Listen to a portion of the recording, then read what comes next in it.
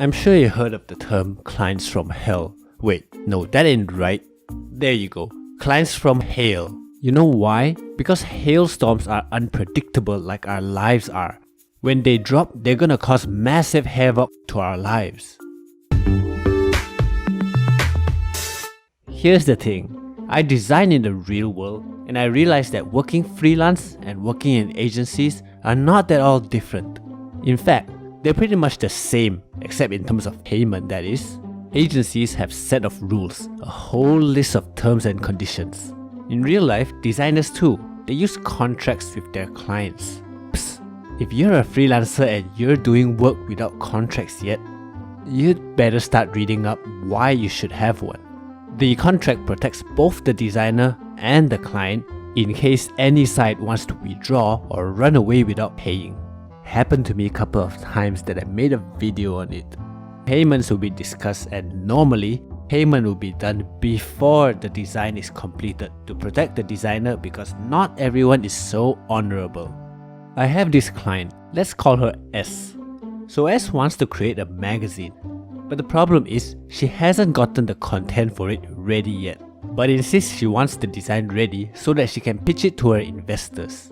So S hops onto the great world of Google and so happens to stumble upon my little portfolio and decides to hire me. The designer, aka me, of course is excited at the prospect of business and opportunity.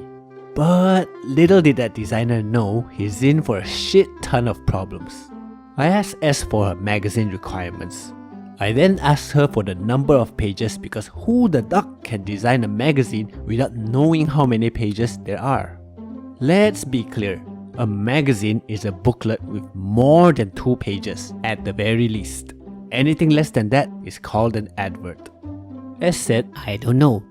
Okay, fine, you don't know, but you can tell me how many pages the story has so that I can go on to generate my own imaginary template. S says, oh, I don't know either, cause she hasn't finished writing her content. Hold the damn door. Why would you ask someone to design a magazine when you haven't even written the outline? Fine. After further pressing, she gave me an estimation of 50 pages. So I followed her ideas and went on to design the cover first, because I have tons of other work that needs my attention.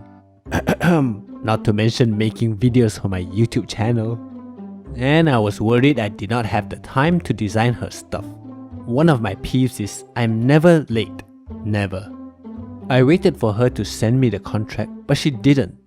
I asked if she could fulfill the contract requirements so that I could use the money and go purchase the stock images for the cover. But she didn't, and she kept telling me that she would pay me soon. What the hell? When the f is soon? So I did my business, talked to some stock artists, and went on to buy a very nice image for the cover, just like S wanted. When I showed the cover design to S, she was like, that ain't the stock image I wanted. Are you sure you got the right one? I showed you the stock image before and you said it fits perfect. And now you're telling me it ain't right? Fine. I went and cancelled my order for the stock image and got another one. This time, S messages me and tells me she doesn't want to go with the initial idea at all. She wants me to go design another cover based on a teddy bear instead of the cute little kitty one that I designed. Bloody ducking hell! I tried explaining that she was paying for only one design. Asking me to design an entirely different thing is another request. But she didn't seem to get the point. Because of my principles, I swallowed my anger and changed the cover image on my kitty design. After changing it to this little teddy here, I then picked up my phone and proceeded to message her. What is this? A message from her? And there her message wrote, hey, I changed the title. Do you mind changing the stock image again? You. You to the edge of tomorrow and back. This is why you shouldn't ask someone to design a magazine for you when you don't even know what your magazine is called or you don't even know what it's gonna be like. So I said, I will only give you one more change and that's it. And I won't do anything else unless you pay me the sum stated in the contract. After typing it in a formal email, A couple minutes later, my WhatsApp buzzed again. She bloody had the nerve to ask me for a discount and one last change.